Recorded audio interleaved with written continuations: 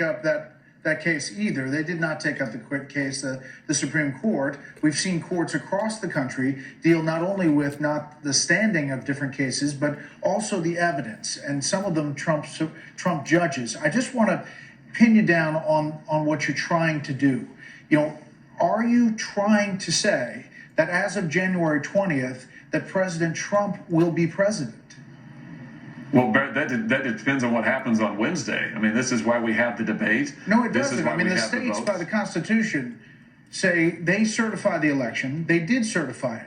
By the Constitution, Congress doesn't have the right to overturn the certification, at least as most experts read it.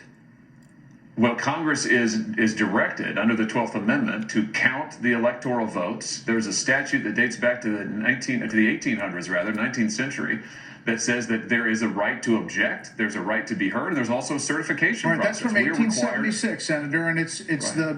the Tilden-Hayes race, in which there were 3 states that did not certify their electors. So Congress was left to come up with this system, this commission, that eventually got to a negotiated grand bargain. But now all of the states have certified their elections as of December 14th, so it doesn't, by constitutional ways, open a door to Congress to overturn that, does it?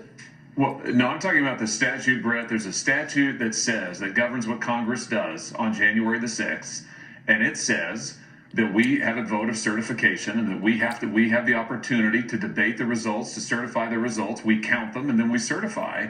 And my point is, this is my only opportunity during this process to raise an objection and to be heard. I don't have standing to file lawsuits.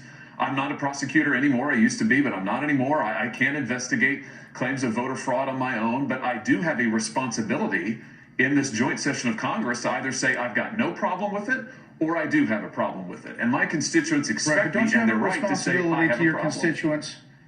Don't you have a responsibility to tell them that it's not going to be President Trump as of January 21st as well? Well, Brett, I'm trying to do something more than just that. I mean, this is about the integrity of our elections. And this is about taking a stand where you can take a stand. I mean, I suppose you can just say, well, listen, nothing I do will matter. It won't matter if I object or not, so I'll just sit by and do nothing.